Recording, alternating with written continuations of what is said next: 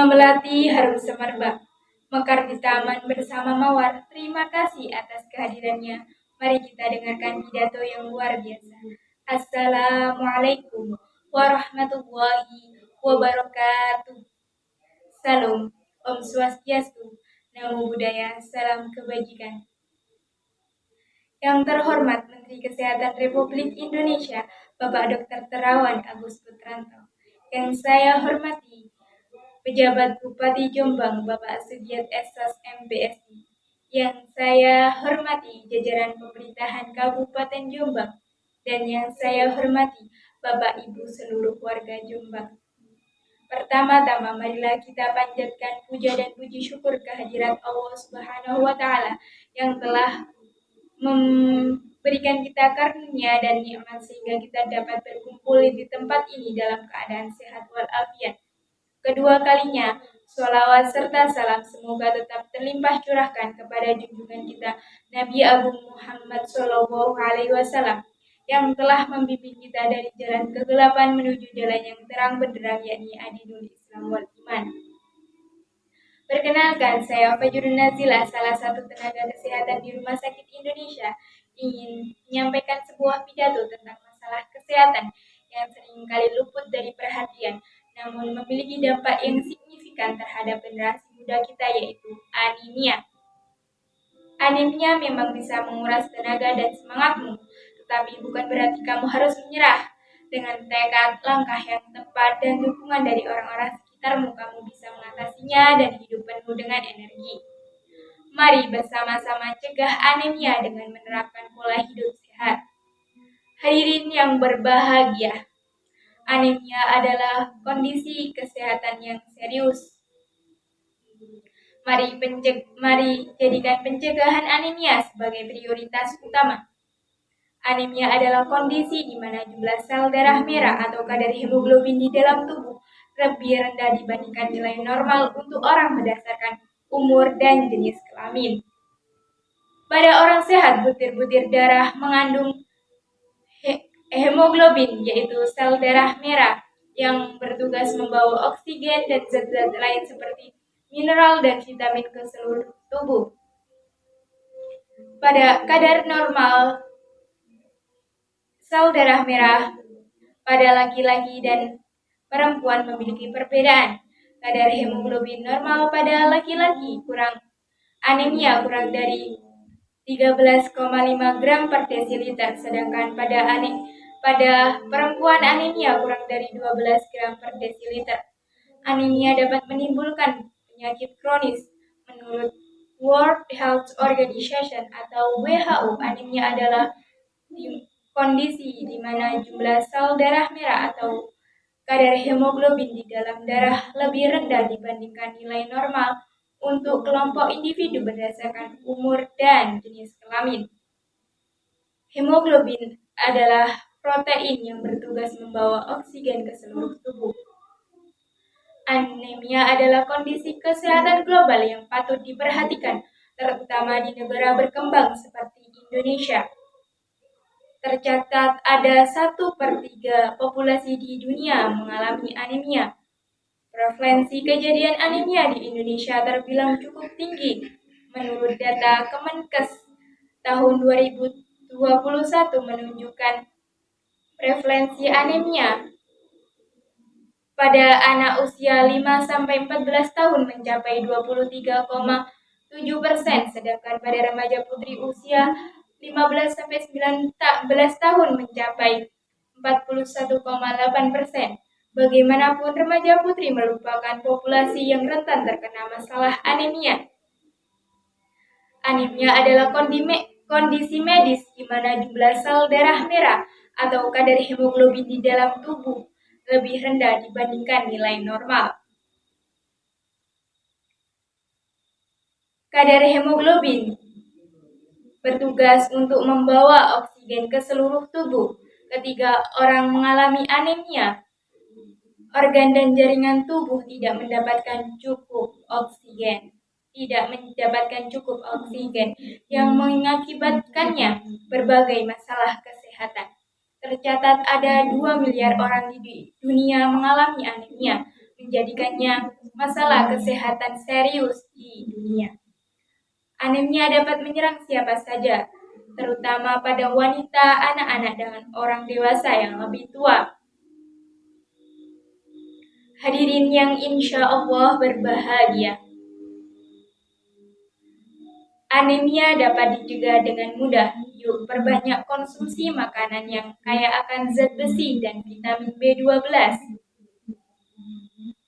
Anemia didiagnosis berdasarkan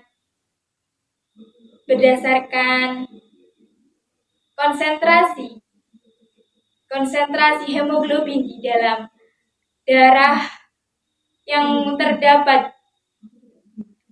berada di bawah ambang batas yang telah ditetapkan berdasarkan umur, jenis kelamin, dan status filologis. Ini mengakibatkannya masalah yang serius. Anemia dapat diakibatkan dari beberapa faktor seperti kekurangan nutrisi, pola makanan yang tidak memadai atau penyerapan nutrisi yang tidak memadai, infeksi peradangan, penyakit kronis, kondisi ginekologi, serta kelainan sel darah merah yang diturunkan. Defisiensi zat besi, terutama karena asupan zat besi yang tidak mencukupi dianggap sebagai defisiensi nutrisi paling umum yang menyebabkan anemia.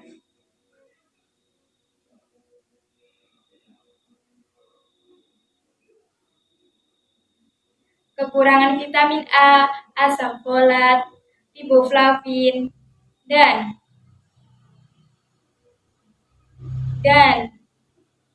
vitamin B12 dapat menyebabkan anemia karena spesifikasinya di dalam sintesis hemoglobin dan produksi eritrosit. Mekanisme tambahannya seperti kehilangan nutrisi, misalnya pendarahan karena infeksi, kehilangan darah saat melahirkan, gangguan penyerapan, dan kekurangan zat besi saat lahir. Infeksi dapat menjadi penyebab penting anemia lainnya, tergantung pada beban penyakit menular setempat seperti malaria, tuberkulosis, HIV, dan infeksi parasit. Infeksi dapat mengganggu penyerapan dan metabolisme nutrisi atau kehilangan nutrisi. Penyakit HIV dapat menyebabkan anemia melalui berbagai mekanisme seperti produksi yang tidak efektif atau pemecahan sel darah merah yang berlebih, kehilangan darah, dan efek samping pengobatan. Kehilangan darah dalam jumlah besar secara terus-menerus dan kehilangan darah ketika melahirkan, terutama pasca persalinan, mengakibatkan anemia. Anemia bukan aib, tetapi bisa dicegah. Mari ciptakan masyarakat yang bebas dengan anemia. Bagaimana kita bisa mencegah anemia?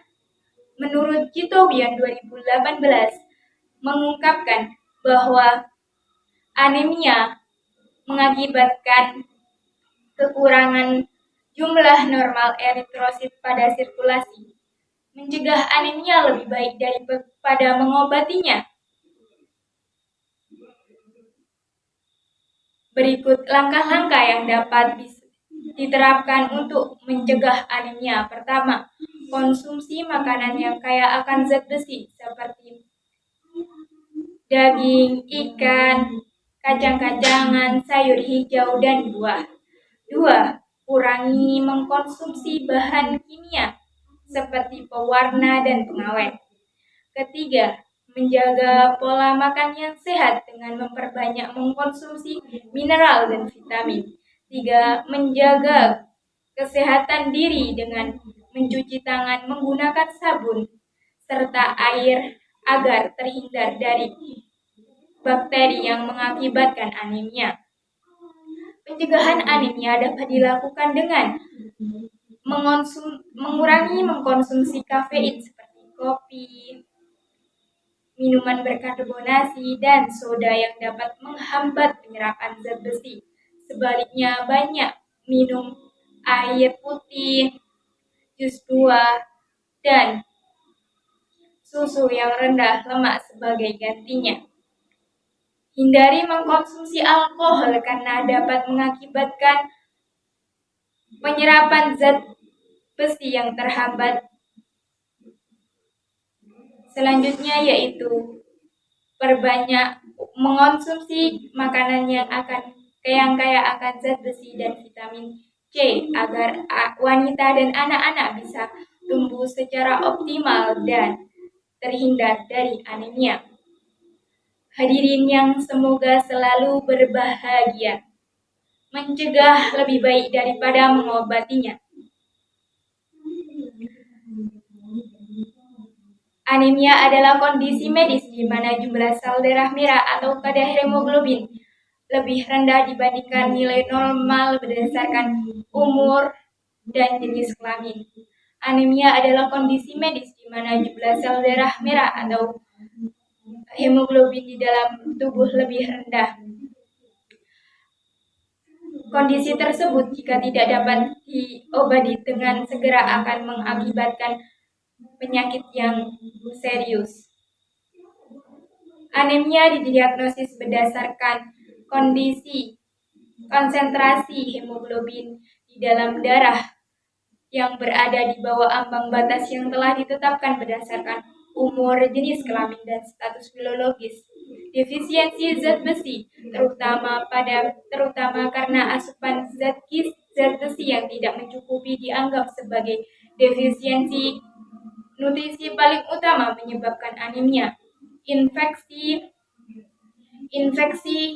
dapat menjadi penyebab penting anemia lainnya, tergantung pada penyakit menular setempat seperti malaria, tuberkulosis, anemia, dan infeksi parasit. Pencegahan anemia dapat dilakukan dengan beberapa tahap. Pertama, konsumsi makanan yang kaya akan zat besi. 2. Kurangi mengkonsumsi makanan yang banyak mengandung zat kimia. Selanjutnya, menjaga pola makan yang sehat dan menjaga kesehatan tubuh. Oleh karena itu, dengan mengingatkan dan mencari langkah-langkah yang sederhana, kita dapat mencetak generasi muda yang lebih sehat dan kuat. Mari bersama-sama cegah anemia. Pesan untuk kita semua, tetap berpikir positif dan tetap menjaga pola makan yang sehat dan istirahat yang cukup. Sekian yang dapat saya sampaikan. Sebelum menutup pidato kali ini, izinkan saya menyampaikan sebuah pantun. Burung merpati terbang melayang, hinggap di dahan pohon mangga. Pidato ini telah saya sampaikan. Mohon maaf jika ada salah kata. Sekian yang dapat saya sampaikan. Mohon maaf apabila ada kesalahan. Wassalamualaikum warahmatullahi wabarakatuh.